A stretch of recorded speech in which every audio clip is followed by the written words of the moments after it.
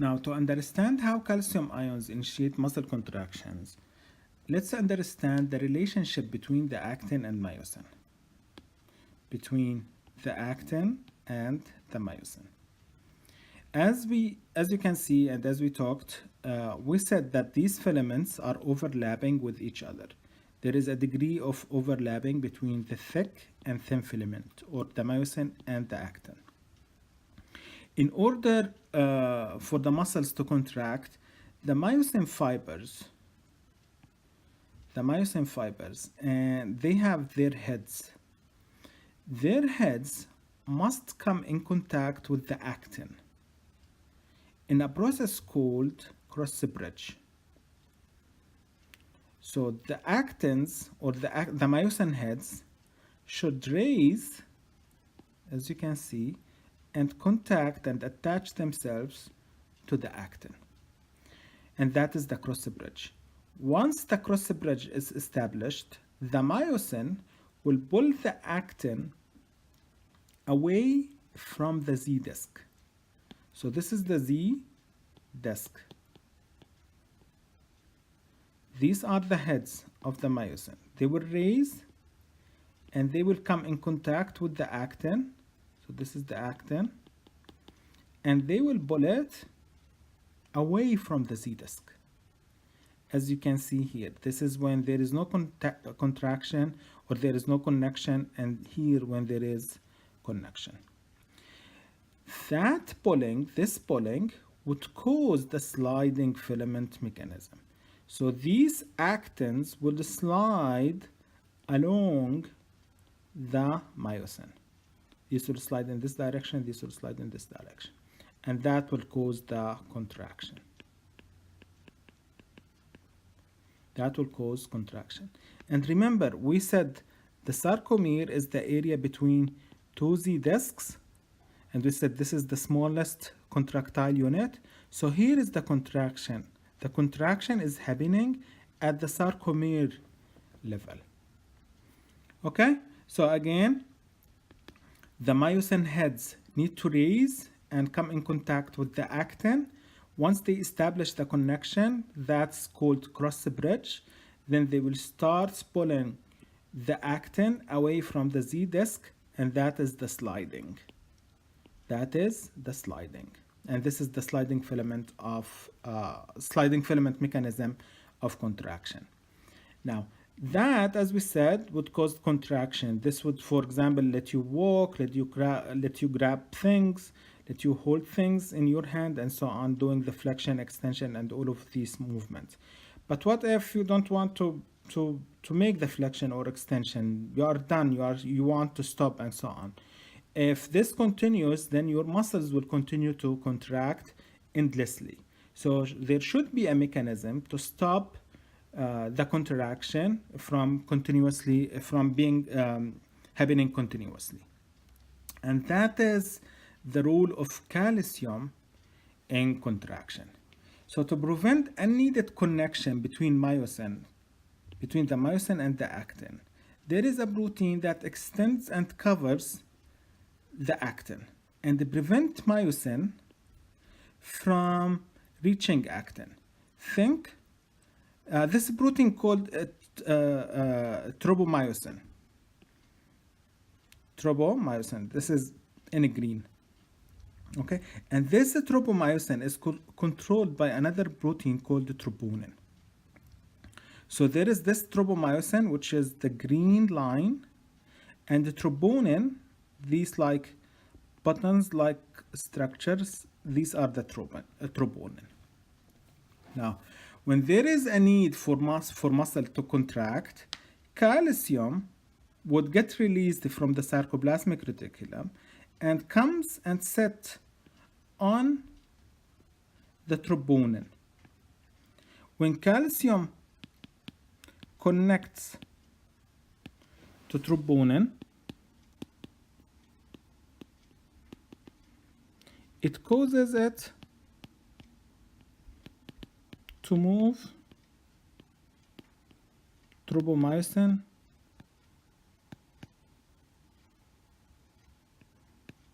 away. It causes it to move the tropomyosin away so the myosin heads can get inside the actin. See here, this is when the muscle is relaxed. Even if the myosin heads get extended, they can't fit within these little grooves on the actin. Okay? But when calcium comes and sits on the troponin, it causes it to move and it will open these little grooves. So the myosin would come and sit with them and establish the cross bridge. So this is the role of calcium. To visualize this, think of a parking lot entrance that is gated by a motorized bar. Let's try to draw that. See, for example, if you are getting into a parking lot, there is this bar, okay? And there is here somewhere like a place where you would put a card or insert a card or scan something. So this bar, think of it as the tropomyosin. This is the tropomyosin. And the engine or the motor here that controls this bar is the troponin. And the card you would put it here is the calcium. So when you put the calcium on the card, the troponin would move and that would raise the bar. That would raise the bar. But if there is no calcium, if this is gone, then the bar would go back. Okay? Something like this. Or you can think of it as your garage entrance. In this case, the door will be the tropomyosin, the motor that open it is the troponin, and the remote control is the calcium. So these are the steps. These are written here. I'm not going to read them one by one.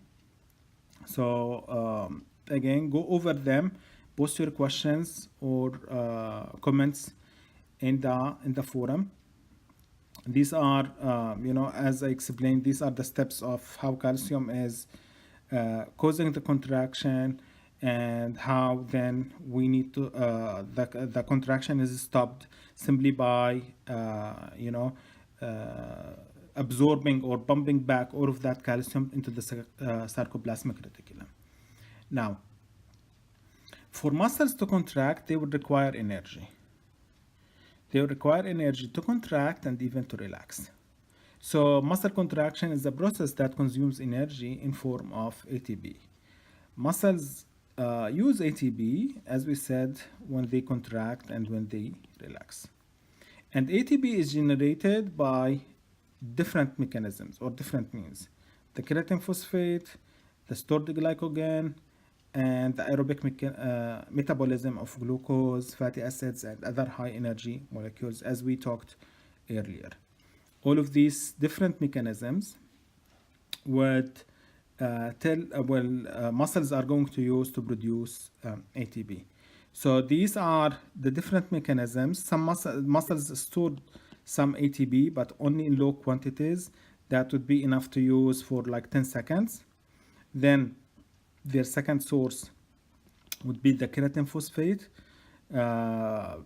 This is like 3 or 5 times more than the ATP, but it will last around 30 seconds. Then, not necessarily then, they will start using the glycogen, and here they are using whether they are starting with the glucose, fatty acids, proteins. This is stored glycogen usually when would activate the anaerobic mechanisms.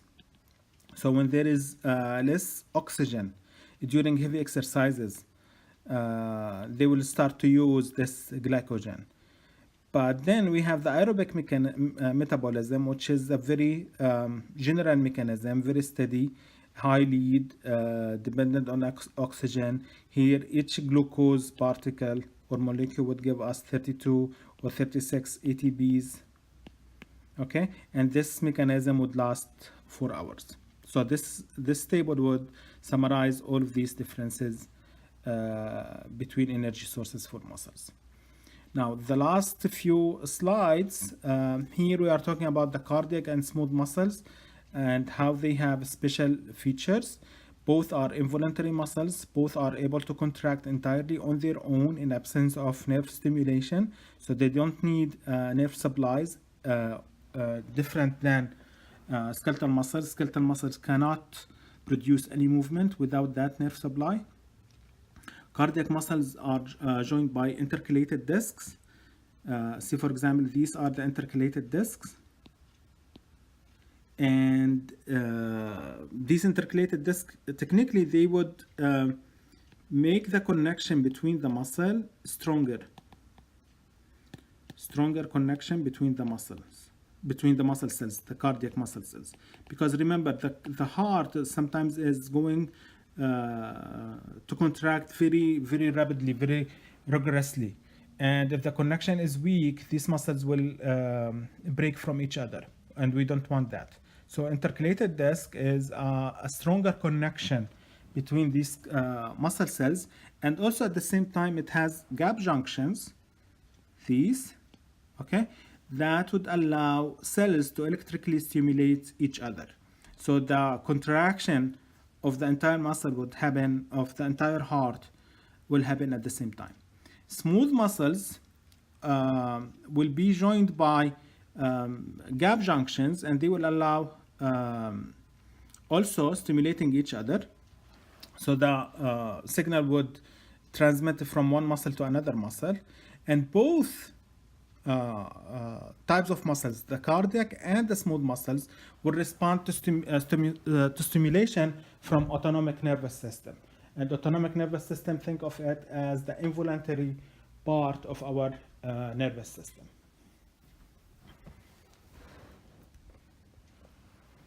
Now, muscles need sometimes to contract speedy, and they need to sustain that contraction. Think, for example, if you are running or if you are performing a certain action.